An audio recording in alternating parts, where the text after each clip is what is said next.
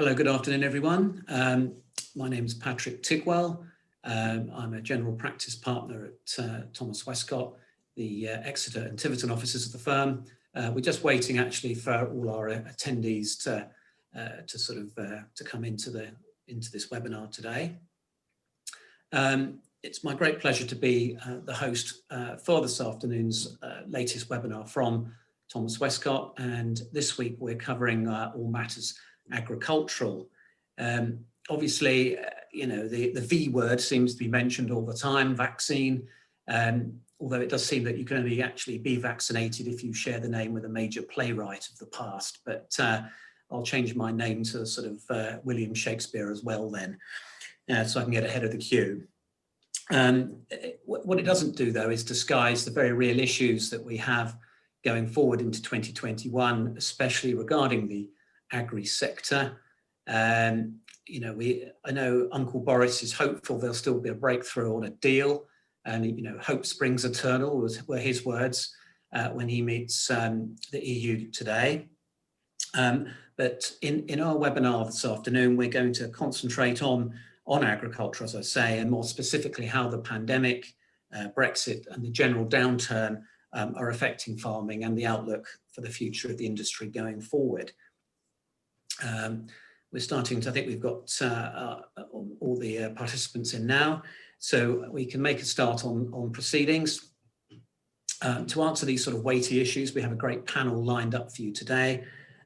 First up, we'll hear from my partner colleague, Nick Smye. Now, Nick is based mainly in our Honiton office, looks after a large agri portfolio, also a member of TW's management board, so welcome aboard. And he'll provide more kind of a tax focus for this afternoon and look at potential loss of tax reliefs available for farmers, key issue. Secondly, we have Nikki Smale. Now, Nikki works as an agricultural consultant in our agricultural consultancy department. It's a sort of semi-autonomous part of our firm. Now, she's very happy to say she's a very bright spark who has recently gained a first-class honours degree from Plymouth Uni after completing her business management degree. So I only managed a 2-1, so I'm in awe of her. And she'll be discussing the compliance with regard to environmental requirements and the implications this has on farm businesses, such as an increase in borrowings to help areas of efficiency. Lastly, and in every way least, by no means least, is the head of the Agri Consultancy Department, Pete Brown.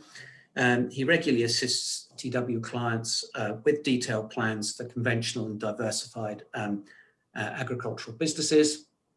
And he'll be giving an insight into farming and business trading throughout the pandemic, and consider upcoming changes and what farmers can do to sort of strengthen their businesses.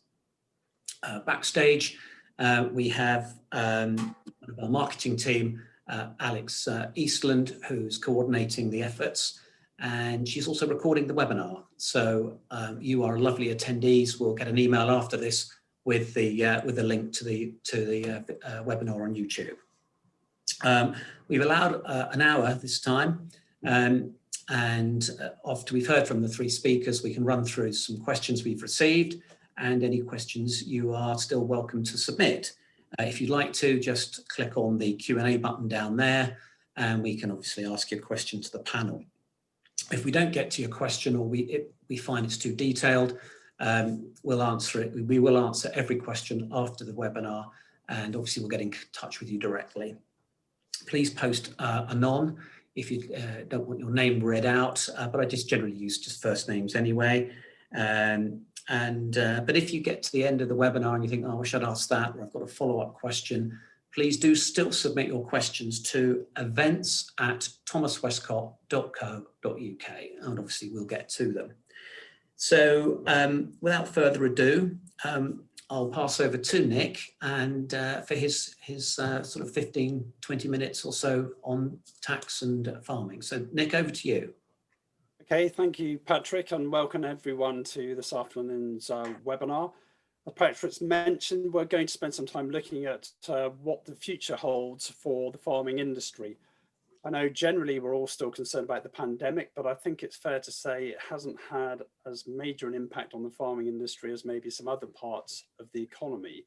When I speak to farmers, their main point of concern is still the weather.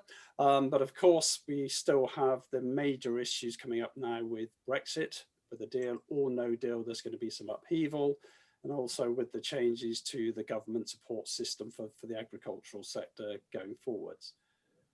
With respect to the pandemic, I think what concerns me more is what happens next and as a consequence of the pandemic. It's very clear that the government are going to have to raise some more tax as a result of what's happened. And I'm going to spend a bit of time looking at how that may impact on the farming sector. So hopefully I'll be able to share my screen. If you can thumbs up if that's visible. Okay. Perfecto. Thank you, Patrick. To raise tax, what can the government do? Well, there are two things they can do. They can look to increase tax rates, or they can look to reduce the value of tax reliefs. They've made manifesto commitments that they're not looking to raise anytime soon the rates of income tax or VAT. So that sort of leaves one key area which is still up for grabs, which are capital taxes. Of course, farmers own valuable capital assets, land, property, and so capital taxes are very important to farmers and the reliefs that go with them. I will say to my clients, once you own assets, there are only two things you can do with them. You can either dispose of them during your lifetime by selling them or giving them away, in which case we're concerned about capital gains tax, or you hold on to them until you die, in which case we're concerned with inheritance tax. So once you have assets, you will be dealing with one or both of these taxes. Give it away in your lifetime, capital gains tax, hold on to it until you die, inheritance tax. So it's important to understand what reliefs are available against those two taxes. For capital gains tax, the main reliefs that will be relevant to farmers: rollover relief, holdover relief, business asset disposal relief, which is the new name for entrepreneurs relief. For inheritance tax, agricultural property relief and business property relief are the main reliefs there relevant to farmers. I'm going to start by looking at capital gains tax. I'm going to start by looking at the current rates of capital gains tax. For non-residential property, so that's commercial property, land, the rates will be 10% for any gain that falls within the basic rate tax band, 20% for any gains that fall within the high rate tax band. For residential property, those rates are 18 and 28%. I would just point out that these rates are historically low. 10%, 20% rate of capital gains tax. Not so long ago, capital gains were taxed at the marginal rate of tax for the person selling the asset. So that could be up to 40% for a high rate taxpayer. And there is talk that these rates should be increased in the future. And if we were to go back to a marginal rate of tax applying to gains, well, that would be 40% for a higher rate taxpayer, or even 45% for an additional rate taxpayer. So you can see the rates could be considerably more expensive than they are at the moment. So I think it's important to understand these rates are low. Is there anything we can do to bank these rates now before they potentially become more expensive? Looking at the release, rollover relief, this applies where you make a gain on selling qualifying business assets. If you reinvest the sale proceeds into new qualifying business assets within the right timescales, you can claim rollover relief where the gain on the sale is effectively passed into the new asset that you bought to replace the old asset. The gain is not cancelled, it is deferred. It's pushed into the cost of the replacement asset, and it will show itself if that replacement asset gets sold in the future. If you don't sell an asset, but you just give it away for tax purposes, that's treated as if you have sold it for market value. So even though there's no sale, no consideration, it can still trigger a capital gain. If the asset you're giving away is a qualifying business asset, or if it's agricultural property, and that doesn't have to be used in a business. This can be land that you rent out for someone else to farm. That can still qualify as agricultural property for these purposes. And for any transfers of assets into a trust, holdover relief can be available where the gain passes with the asset that you've given away. And again, not cancelled, the gain is deferred and passed with the asset that's been given and will show itself if that asset ever gets sold in the future. So I've asked the question at the bottom, should you claim these reliefs? As I mentioned, all you are doing is passing the gain with the asset, and that gain will be realised if those assets get sold in the future. As I've mentioned, the current rates of capital gains tax are very low. You could just be pushing a gain down the line to be taxed at much higher rates of capital gains tax. Of course, if there's no plan to sell those assets in the future, it may not be relevant. But of course, best laid plans can change. You may have no intention of selling land that's been passed down to your children, but ill health, things like that can change plans. They may be forced into selling land that was never their intention. And all of these rolled over gains, held over gains can materialize potentially at higher rates of tax. So I think it's very important that we look at what we do and how far we go to bank the current rates of tax. Business asset disposal relief, we all know it as entrepreneurs relief. This relief applies on disposals of qualifying business assets when that sale is associated with the cessation of a business or a retirement from the business. The business has to have been owned for 2 years, and the relief can cover up to £1 million of gain per person. And it works by reducing the rate of capital gains tax down to 10%. So again, it brings that rate of capital gains tax on what could be a fairly big gain to a very low rate of tax. And there is a real risk that this relief could be restricted in some way or even abolished altogether. So I think the issue here is if we have any clients with pending sales, in negotiations on currently for sales, I think it's important to try to accelerate those sales, get them into the current system with the current rates and the current reliefs. For instance, I have a farming client who's in negotiation with a developer to buy some land. I think we're talking about £3 million worth of sale proceeds. Because of the way it's structured, it should all qualify for business asset disposal relief.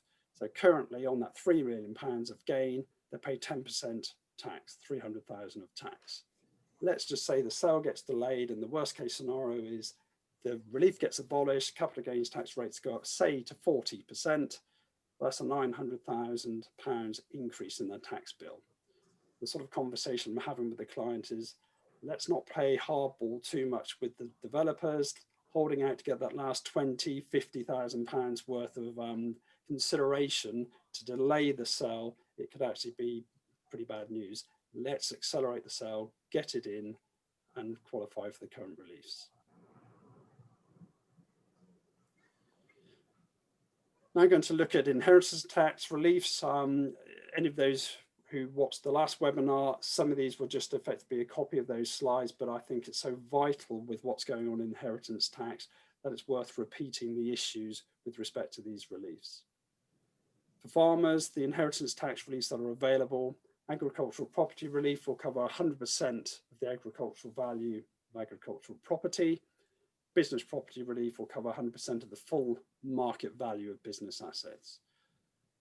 So where you have a farmer who owns land and uses it in their own business, they will have 2 opportunities to qualify for 100% relief against inheritance tax. How much are the reliefs worth?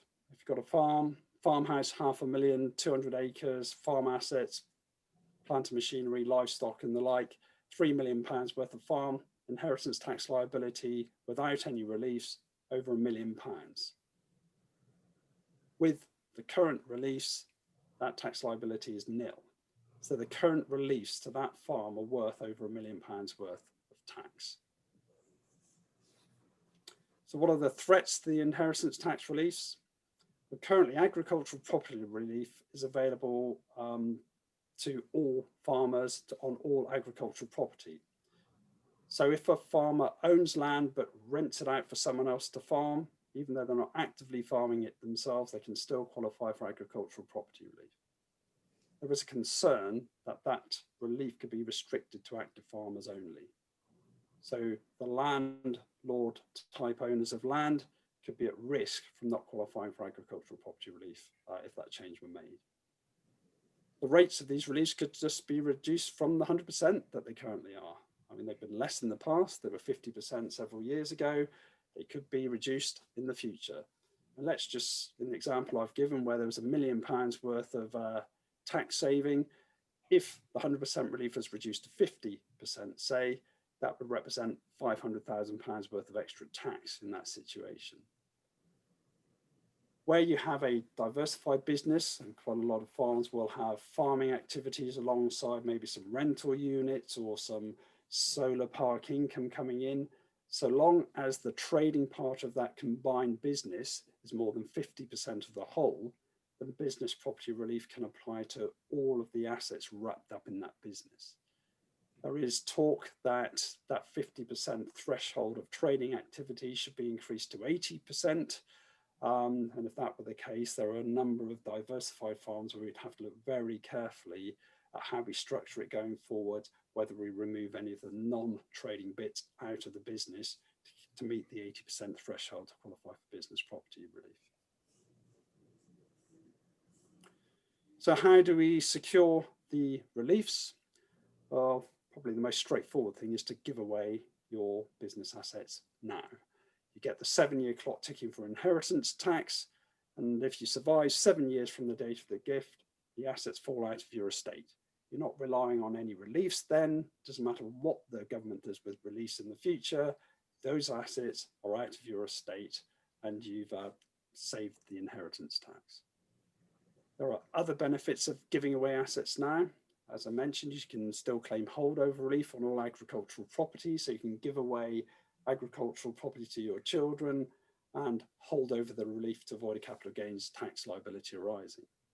Those assets are safe from care home fees in the future if that becomes relevant, and giving away those assets could potentially increase the inheritance tax allowances available to you.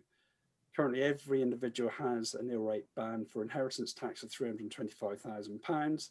There is an additional allowance of £175,000 available against your own home in the right circumstances, but that extra relief is lost if your estate is worth more than £2 million.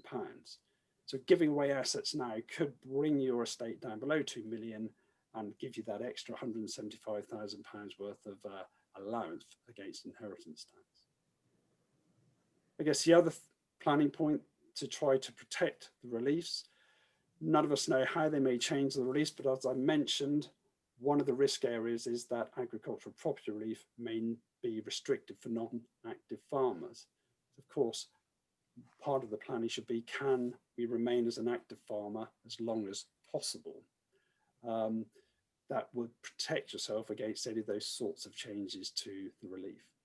And it could even mean if you've got, say, some parents who've retired out of the partnership but still own some land, that we even consider bringing them back into the partnership, making them active farmers again to give us that extra protection against that sort of restriction on the relief. Of course, there are other considerations when you give away assets. If you give away assets during your lifetime, you lose the tax-free uplift for capital gains tax that you get when you pass assets on your death. Having said that, there is talk that if you give away assets on death and claim inheritance tax reliefs, that they should abolish this tax-free uplift for capital gains tax purposes anyway. So it might be that the risk of losing that uplift is going to be a non-issue because that may be removed in any case. The non-tax practical issues of giving away assets, you will no longer own the asset, so you don't control the asset. If you're giving assets to children, you need to consider what could happen if your children divorce, they die before you, they lose capacity, or they just use the asset in a way that you disagree with. So these are real life practical issues of giving away assets. If you felt that you want to give away assets out of your estate, but you want to retain an element of control over those assets, then you could look to use trusts. So you transfer assets into a trust, which gets those assets out of your estate, but still gives you some control over those assets without them going directly to the children. That is quite complicated, and you'd need to discuss that in full detail before doing that.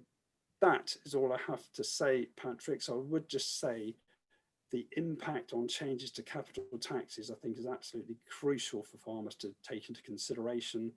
And I think all farming clients should be discussing those issues with us pretty much as a matter of urgency, really. Back to you. Yeah, thanks, thanks, Nick. Actually, that sort of leads on to what I was going to ask you, is that I guess the kind of crunch point will come probably in the March budget next year, I suspect, won't it? When the Chancellor sort of may address this sort of relative imbalance between the capital and income taxes. Is that your view? You know, looking at doing your Meg impression? I think that's absolutely right. I mean, the budgets are obviously always the risk periods when you think there could be bad news coming in. And you know, to be honest, I think for about the last 20 years, we've always been concerned that these inheritance tax, 100% inheritance tax release could be at risk in budgets. But for the last 20 years, every budget's come and gone without it being sort of dealt with or made worse. But I think we have to accept we're in very different times now with what's happening at the moment with the country's finances.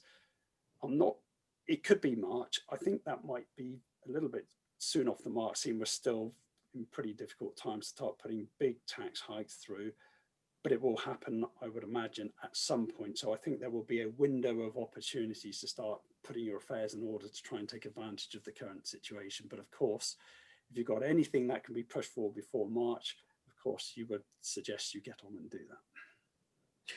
Yeah, I think that's good advice. So do come and see us, and we can kind of establish a roadmap forward for you and work with you to that effect. Absolutely. Okay, that's great. There's a couple of questions in, but we'll pass out now to Nikki for her presentation, and then obviously Pete after her. So Nikki, hit us with it. Thank you, Patrick. So I'll just share my screen with you all.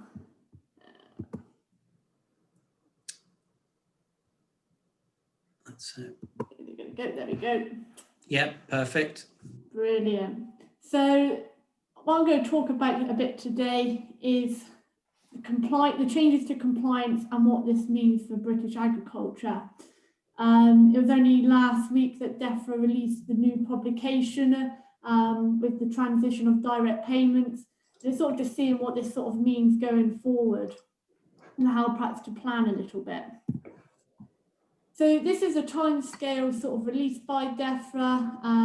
As you can see, from now until 2024, the new environmental land management scheme is in its test and trial period, and then will looks to be fully rolled out in 2024. So what to expect in that meantime, really? So from next year, there's going to be a gradual reduction of current basic payment schemes, and it sort of increases each year. The more you get, the more you're going to be hit. The money that's obviously not going to be paid to farmers in a sense that's like lost through the basic payment scheme, it is not gone out of agriculture. It's going to be put back into the new schemes or improving sort of countryside stewardship, just to get farmers on board with that. There's all that transition between this direct payment for the amount of land to all that environmental good. Also, that they're in consultation is an early exit plan. So they're expecting to start making retirement payments from 2022, but we don't really know much on this yet because it's still in consultation between DEFRA and farmers. So how this will look, we'll find out in 2022. Also, they're going to continue to support new entrants. This again is still being designed by DEFRA and is hoped to be launched in 2022. But what the government has stated is that they will provide funding to create lasting opportunities for new entrants to access land, infrastructure, and support to establish successful and innovative business working with council farms and other landowners. So it's looking a bit more to help with tenancies there. So looking at the environmental land management scheme, otherwise known as ELMS, the target areas are air, water and soil quality, increased biodiversity, climate change mitigation, cultural benefits, and the protection of historic environments. So looking at the document they published last week, it looks like it's going to be under 3 components here of how they're going to tackle the areas that they want to. So the main one and the big one here that all farmers really will be included in is the sustainable farming incentive. So this here is designed to support farm businesses with sustainable approaches to farm husbandry, which will ultimately benefit the environment. So they're looking at help to fund equipment that will improve health and welfare of animals, because obviously ill health animals are less productive and ultimately increase greenhouse gases. Also actions to improve soil health. Again, that's really important with sort of carbon capture, water quality, hedgerows and pest management.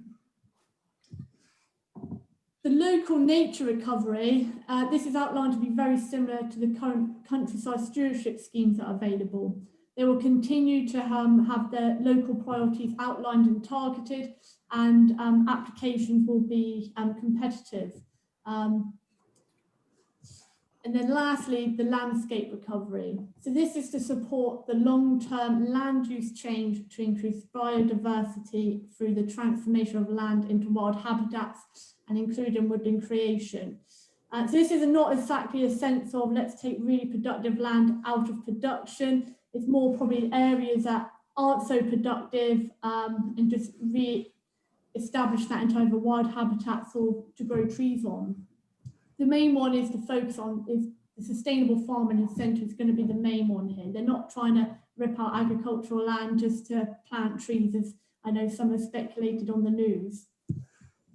So looking at some release dates, it's quite imminent really. The sustainable farming incentive is set to start in 2022. Still a bit unknown about the tree health incentive on that one with a start date. Farming in protected landscapes, so those on Dartmoor and Exmoor down here in Bodmin. More information is going to be released next year on that.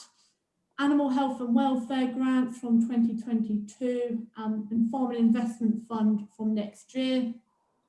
New entrant scheme from 2022, along with a slurry investment scheme, which I'll touch a bit on from 2022. Into research and innovation from next year. And a farmer resilience fund also releasing next year, which is to help farmers access that advice and that welfare support where needed. They also haven't published a lot of detail about these individual schemes, and that will come out as they start to roll these out. So we will keep our eye out on these and update accordingly. So the whole big picture of ELMS is whole carbon net zero target by 2050. So this is agriculture's approach to helping with this. And the factor I'm going to look at really now in regards to the slurry as well is air quality. The Clean Air Strategy, which was published by the government a couple of years ago, outlined some changes and some investment that farmers are going to have to start thinking about. The 2 key areas I've highlighted in red is using low emission spreading techniques for slurry by 2025 and covering of new and existing slurry stores by 2027. So a few other points there about washing down collection points, incorporating manures into bare soils, ensuring that protein levels match the nutritional needs of the animal, and changes to the design of new buildings as in the planning stages. But the 2 ones that I've highlighted in red are the ones that are going to affect farmers that have their own slurry stores and that are spreading their own slurry. So looking at the cost of this, the low emission spreading, so your dribble bar attachment, which is quite a common one, they're roughly about £12,000 plus really.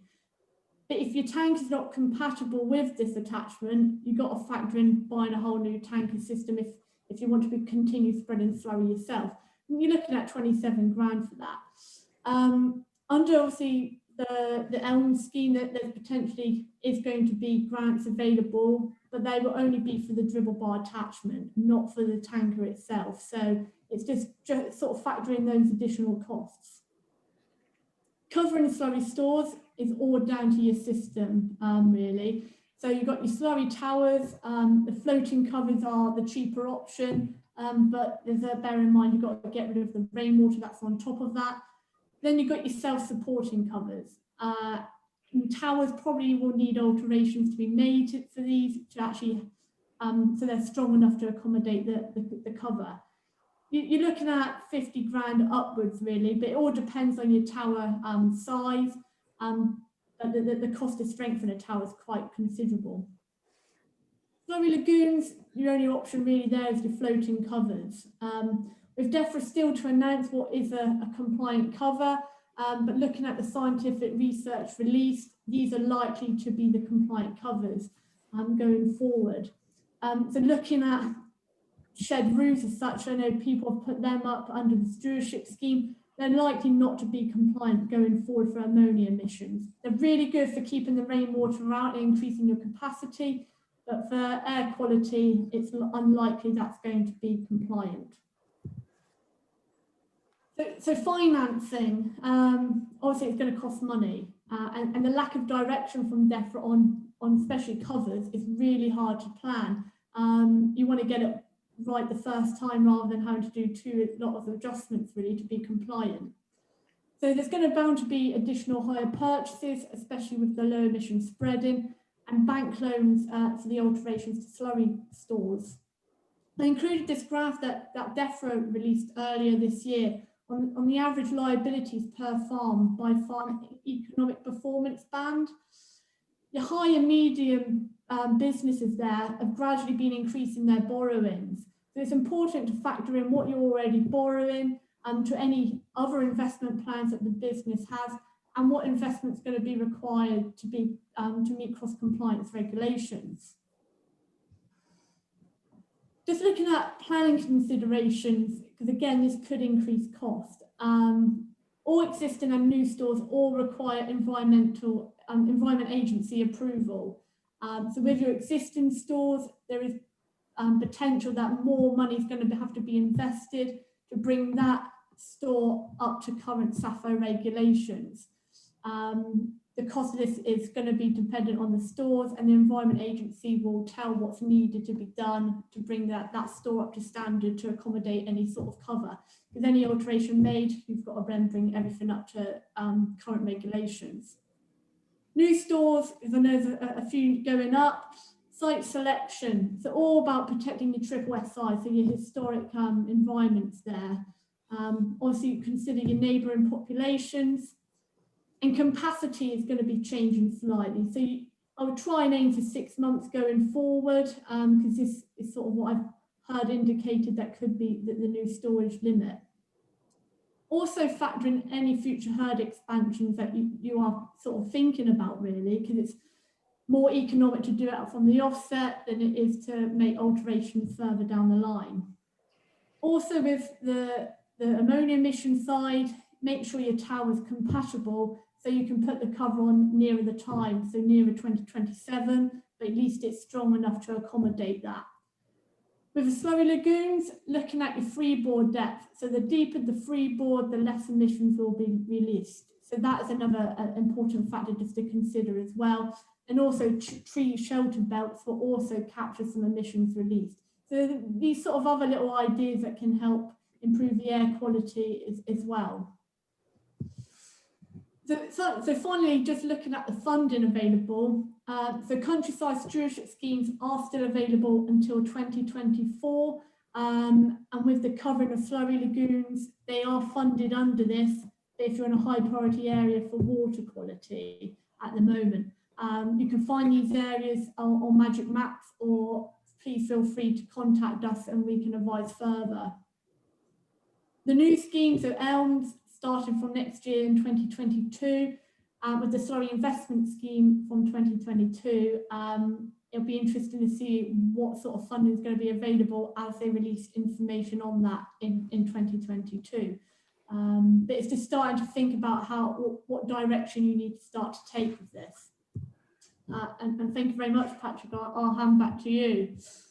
Yeah, thanks, Nikki. Actually, just picking up on a point you just said there about contacting you.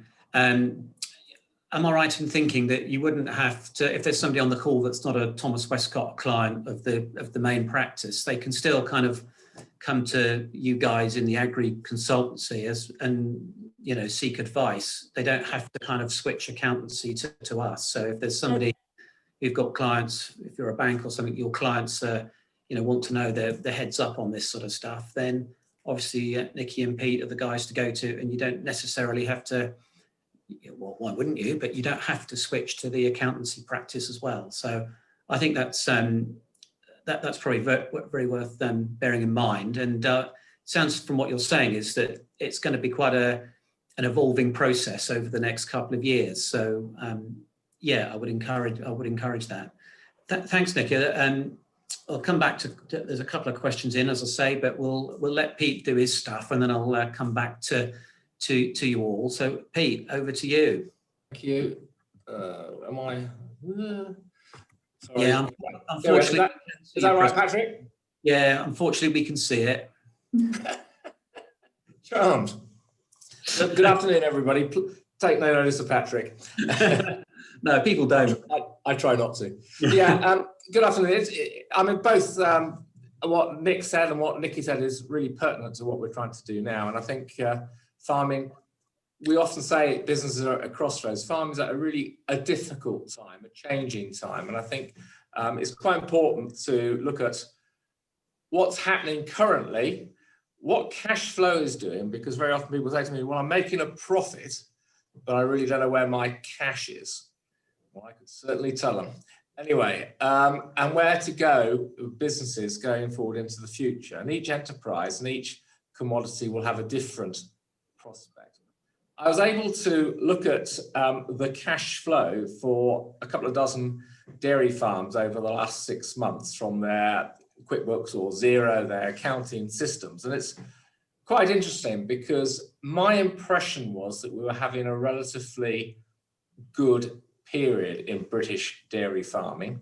The milk price has been relatively strong for some time, and feed prices have been okay. So it was interesting to have a look at that.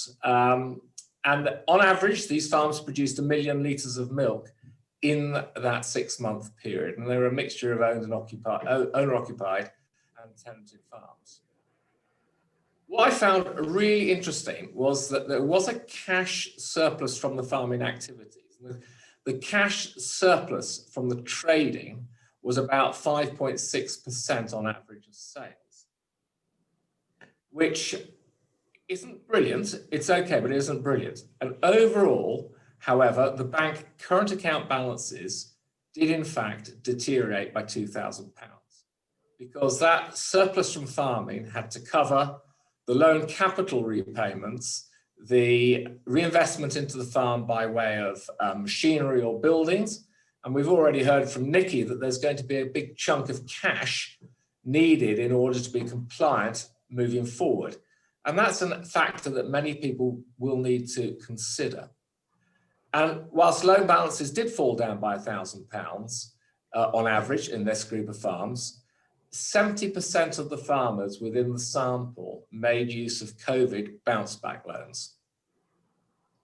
Now, the bounce back loans were there to help people affected by COVID. And actually, quite a few farmers were initially affected by COVID and have taken the opportunity to use that money as a short-term cash build-up for the business. But of course, those loans do have to be paid back.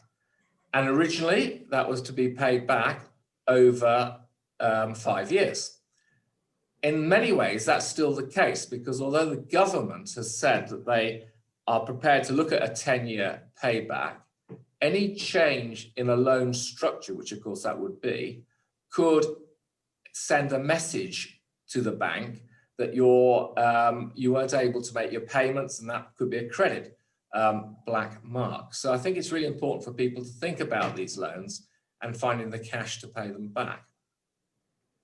And of course, the 6 months of trading from April to September is a period during which forage stocks are built up, and the costs of getting those forage stocks by way of silage, so contractors, fertilizers, seeds and sprays, those costs are incurred, but you haven't had the benefit of those forage stocks until into the following winter.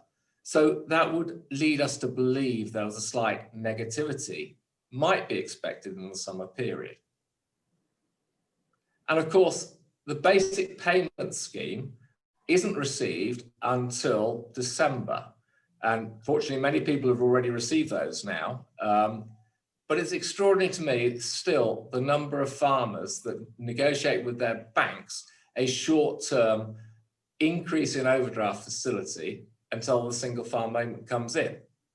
And by 2024, somebody receiving £30,000 is going to receive just over £15,000 in single farm payments. That's a £15,000 not back that they have to find the money from somewhere else. So it's a very flat period of trading, but that might be explained by seasonality, but it's also a slight worry that there hasn't been more cash generated than that. And if we look at the gross margin, for instance, I did note that 12% of the farmers spent 60 pence in the pound of all their income on feed, fertilizer, veterinary costs, on their variable costs. So the gross margin was less than 40% of the turnover, which meant they only had 40p in the pound left to cover all of income, all their other costs, including bank, rent, machinery, labour, their own drawings and tax. So it hasn't been a particularly strong period for those farms, and cash remains a constant worry. So what do I think? I think that the milk feed price changes going forward is going to be very, very interesting. I think milk price has remained relatively good. And I think what I've learned over the last few years is that those people, perhaps knowing where their milk is going and how it's being used, have fared slightly better, with some of the individual dairies coming in and offering a good, solid milk price to farmers over the whole period. So I think it's important to understand where whatever it is farmers are producing, where it's going to go. I think the modest cash from farming, I wonder how sustainable that is for many businesses. And it was interesting that 50% of the sample during that 6-month period drew more in cash for their own personal living expenses than they generated from the business. That clearly can't go on forever. And then Nikki's talk about compliance, there is going to be a spend, and for many it will be well worthwhile, but for others it's, what do you do? How does it happen? What are we going to do with it? And COVID, the loan payback, is further commitments, perhaps on a business already finding it quite tough to make those payments. And those payments start around June next year. So, for a 50,000, I think it worked out about £877 a month, I think it's going to be for a 5-year payback. So, is it right that we've got all this worries and concerns about what's happening? Well, food has to be produced in the world in a way that is environmentally friendly and is sustainable and is not going to affect the climate. And I think it's only right and proper. So in many ways, the government's booklet that they produced last week, if you're outside the industry, makes huge amounts of sense. However, the proof is how that money, what money there is, spent to help the transition, to help farmers move to be completely self-sufficient. So, the West is well covered for food production, the West of the world. We have had great advances in agriculture. As I said, we've got to step into line with environmental and climatic change. We have a relatively efficient agriculture. Our yields in the UK, relative to other parts of the world, have been good. And I like to think that actually they've gone relatively sustainably over the years. No business is trying not to be sustainable. We have got businesses that are doing extremely well, but very often they often have outside income, not necessarily derived from commodity farming, and others are extremely well organized. And following Nick's presentation, it's quite clear that there is a significant risk that tax systems are going to become much less benign to agriculture. And I think that Along with Brexit, along with climate change, along with compliance, along with tax, perhaps succession. It's a really, really important time for farmers to sit down and really review where they are, where they've come from, and perhaps where they're going to go into the future and how they want to look at what they're doing. The arable farming, many of this is, what we've been saying for many years. But how often do people say to me, oh, I want to buy a new tractor. It's got a bigger capacity just in case. Well, I think people need to be really careful about over machining for a farm. They need to balance the machinery to the acres farmed. Technology is something that's really good and we must all embrace it, but it's also quite costly if that machine or piece of equipment isn't used fully efficiently. So I think it's really important to understand how hard machines will work when they're bought. Working with others can, of course, reduce costs significantly and does reduce costs significantly. And where we see contract farming, where we see contracting of various parts of the enterprise, very often where it's been carefully thought out and a proper contract drawn up, works really well. And then the bugbear of all consultants, taking care when acquiring new land. How often do people say it only comes up once in a lifetime? And perhaps if you're down on the lizard, 3/4 of my neighbours are fish, I've got to have that land, I've got to have that land. And it just, why? If you're not going to make any money, absolutely no point in taking that land on. So, unless you can see inflation in land. Now that's another question altogether, which we may not have time to talk about here. So, and the other factor that I often see on farms where we haven't been working, but where we start to work, is that not all the resources of the farm are worked efficiently. Very often there might be some acres further away from the farm that actually simply aren't utilised as efficiently as they should do. Or indeed, stocking rates might be low. And how often do people take on extra land because they want the land, when actually they're not fully utilising the land they've got because they're not using the right fertiliser applications to make it work. So it's really, it's all about balance in many ways. And I think for arable farming, there are ways to engage with the environmental schemes and take bits of land that are really draining you of resource rather than making money, to actually engage with environmental schemes to make it more efficient. And where that's being done, we see some really, really good farming businesses. The next group of farmers, the livestock grazing farmers, are ones that are going to be particularly badly potentially hit by no-deal Brexits and so on. And they are an enterprise where it's been very difficult because consumption of lamb in particular is not what it was, and it's hard work and it's on poorer land. Sadly, if you look at the government figures over the last 10 years or so, many of these farms, on average, have not made significant progress at all. And without the single farm payment, they would have made losses in just about every one of those years. So it's really important for these people to have a proper review about what's going to happen.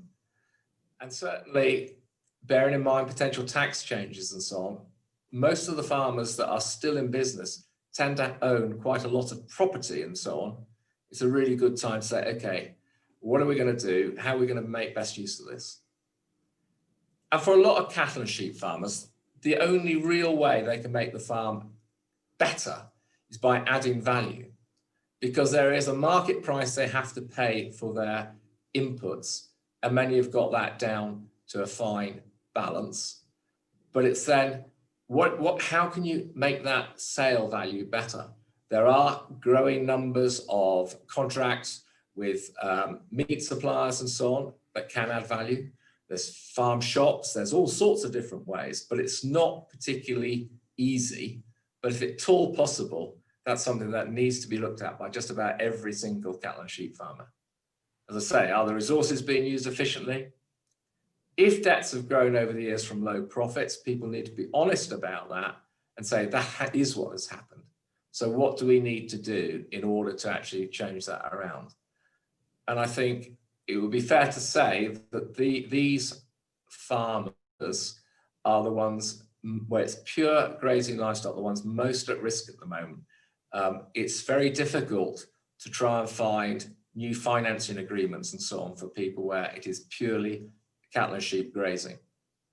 But they do have, very often, they do have very large assets, and maybe reorganizing those assets in some way might be a way to reduce their commitments and actually make it work. And dairy farming. Dairy farming is one where we spend a huge amount of our time, really because it's where it's most capital intensive type of farming business, and therefore it's the type of business that actually uses money most and often asks for help. Dairy farming is inevitably high risk environmentally, and therefore it is something that all dairy farmers need to really look at and make sure that their systems are under control so that they are not going to be in a situation where they cause a massive problem. And that might require significant capital investment. That said, dairy farming does produce very, very good returns where done well and where the business is properly structured. But it does take time and commitment to make that happen. And in order to achieve that, it needs to have ongoing investment in both in time and in capital. And because of the very high investment in time and capital, when it comes to succession, that can also be a bit of an issue because you've invested such a lot of money in a single unit when there may be more than one successor. And certainly before major spending like that, it's worth talking to us and talking to family to try and work out what the future holds for all of the family to make sure that whatever you want to do, people want to do with their estates is possible. So in summary, we're still uncertain of the structure of British agriculture going forward, and what help it will be getting. But it's the help that we will be getting from the government is certainly going to be much more focused and much more targeted towards the greater public good. So it's not going to be about food production. Food production seems to be much, to the government at the moment, much less important than the environment, and the balance needs to be maintained. I think we can expect tax changes, or we should plan for tax changes even if they don't happen. I think they probably will, but we need to expect them. And good businesses are definitely going to progress.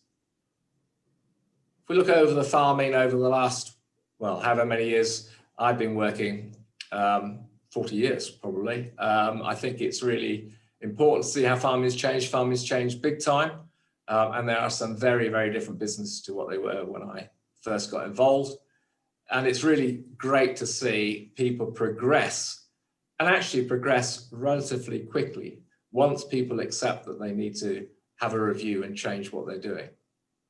And people need to be very financially aware going forward. Investment's possible, but when investing, every one of us should know how long it's going to take to repay that money or make a return on that investment. And what really overall, what we need to be in farming is we need to be flexible, but not frightened of the new. Thank you very much. Yeah, thank you, Pete. And congratulations. He didn't lose a single participant throughout that presentation. So I think that deserves a round of applause. We've had a few queries, as I say. I think that's me off his Christmas card list. For Pete, I'd like to ask one. It's my own question, actually. So I'm not a kind of an expert on these things at all, but it's just something that came up on the Andrew Marsh show. Yeah. And they had, I think they had George Eustace on, and he was asked about sort of Welsh, in this case, Welsh sheep farmers, because I gather that we export. I mean, most of the food and everything, it's a net import, but with lamb, net export. And I think George Eustace was blithely saying, well, you know, these Welsh sheep farmers can just diversify into other things. But I mean, you know, from your view, Pete, how difficult would that be if that's all you've done, to then suddenly kind of say, okay, you know, I'll diversify into beef or something else?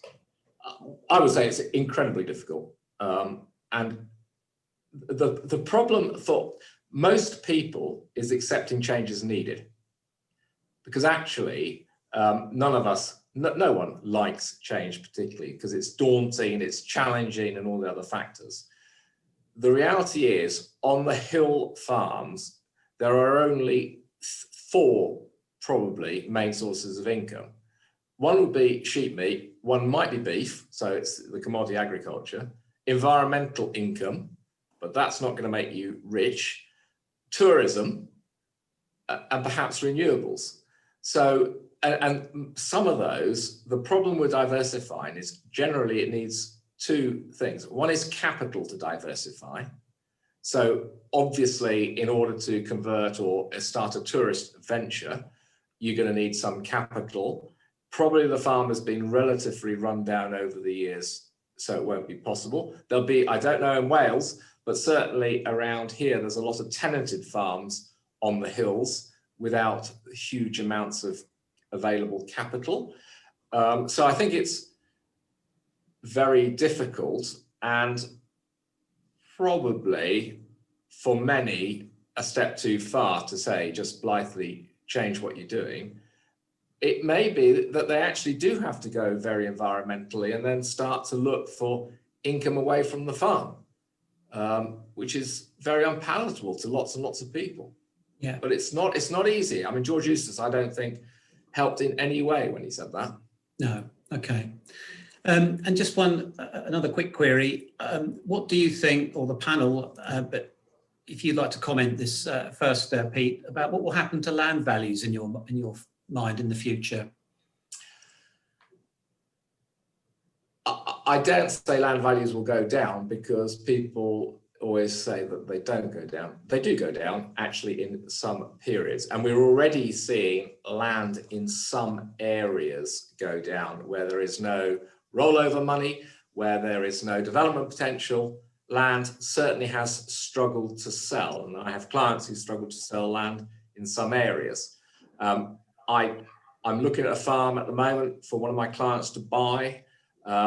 And I'm much more positive about buying it at the moment, shall we say, because it has a house with a beautiful view of the sea. It's got amenity land as well as agricultural commodity land. If that land had just been pure commodity agriculture, my client and I probably would have said no at the moment, because we're a bit nervous about what's going to happen to pure agricultural land with no environmental amenity or dwelling values. So it's going to be a very mixed bag, Patrick, I think. Very mixed. Thanks, then, Pete. If you could stop sharing your screen. Oh, sorry. That's fine. I've got a question for Nikki. I think she may have covered this, but a question from David, actually. He's heard reports that, Nikki, that there'll be early opt-out schemes from the BPS with payments being made in a lump sum. Do you know if this is true, and if you know any detail? And therefore, would any opt-out have implications for cattle, sheep, or sheep numbers, to hold into 2021? So does he destock now, or does he wait until the rules become that much clearer? What would your response be? I think the lookout on this is going to be published in 2022, and I think this is all part of what David's heard is under the retirement package there. It's still in development, so no one really knows what's going on, because it's still in consultation between DEFRA and farmers. In a way, sort of wait out until something further is released before jumping into decisions too quickly, really. Everything's going to be gradually feeding through, but there's no answers at the moment, a definitive answer from DEFRA yet, until nearer the time. Okay, so hold fire for now, and keep in touch with you and Pete on the developments as they occur. Can I just add to that, Patrick? By all means. I mean, the reality is, it would be very unlikely that it'll say you can't have livestock. And what will So I suspect destocking particularly won't happen any quicker than anything else. Change of who's farming it might well happen. And as we move towards direct payments being phased out, there's going to be less and less dependence on that direct payment. So there will be people that will want to utilize the land, maybe at slightly lower rates or whatever, but at a lower rental. The land will still be available for agriculture. It's the farmers retiring is what they're driving to bring youth into it. Yeah, okay, thank you. And then final question, actually, because I'm conscious the hour is up, actually to Nick. The question is there anything that can be done to give away non-business assets, Nick? Yes, I think there is. I mean, clearly for inheritance tax point of view, you're looking at your total value of your estate, some which may qualify for relief, some which may not. So as well as, you know, some farmers within their estate, they clearly have the farm, but some of them may have some rental properties alongside it, you know, outside of the farm, they own personally. The older generation may have bought some investment properties along the way, and they're looking at maybe reducing the value of their estate for inheritance tax. That can possibly mean giving away some of the farm, but it can also mean giving away some of those investment assets, possibly to the non-farming children. Possibly they want to do that sooner rather than later for all the reasons we're aware of. The issue with non-business assets is you don't have this holdover relief available to you. So as I mentioned, a gift is still treated as a sale for capital gains tax purposes. So if you've had let's say a rental property, you bought it many years ago, it could be sitting on quite a big gain. So even trying to give that away to some children could trigger a big capital gains tax bill, which could be quite off-putting to giving that property away. There is a little trick though. I've mentioned trust, that all assets transferred into a trust will qualify for holdover relief. So you could potentially look at passing an investment property into a trust that allows you to hold over the gain. And after a period of time, that probably could be distributed out of the trust to the intended children, and holdover relief is available again. So you can sort of get that property through a trust to the next generation and avoid the capital gains tax bill arising. There is a limit on how far you can go because there are tax charges on putting assets into a trust if the value of what's going into the trust exceeds the nil rate band of £325,000. But if you've got a married couple jointly owning some investment property, that's £650,000 between the two of them that can be pushed into a trust, hold over the gain, and it can be sort of pushed out the other side of the trust to children. So if you just want to push it up to £650,000 of investment property to the next generation without triggering a tax bill, that is an option that is available. Again, you need to think about all the other considerations of setting up trusts and all the rest of it, but it is possible. A number of people use it, but again, people need to speak to us before actually going ahead with that. Yeah, thanks, Nick. I think the key message is really with all of this, whether it's the tax point for Nick and the more accountancy system of the firm or to the agricultural consultancy, you do need to get in touch with us to get the steer, no pun intended, on things in the future. And obviously it's a very dynamic environment with the tax. As I say, we don't know quite when the Chancellor's going to kind of put the hammer down. At the moment, he is in a kind of still the largesse mode of spending rather than actually taxing, but obviously that'll change. So many thanks. I'd like to sort of wrap it up now, really. We are past the hour. What I would say, I'll repeat what I said earlier, that if you do have any more questions, please email us at events@thomaswestcott.co.uk. We will answer them. So yeah, do feel free when you've had a think about what's been said. You'll have as an attendee, you'll have the recording or the link to the YouTube, so you can watch it again if you've missed any points. Finally, I'd just like to say thank you to our attendees for attending, and thank you to the speakers today, Nick, Nikki, and Pete. And look out for any future webinars that we do. And all that remains for me to say is thank you again for watching, and to channel my inner Ron Burgundy again, stay safe, Devon and Somerset. Thank you very much.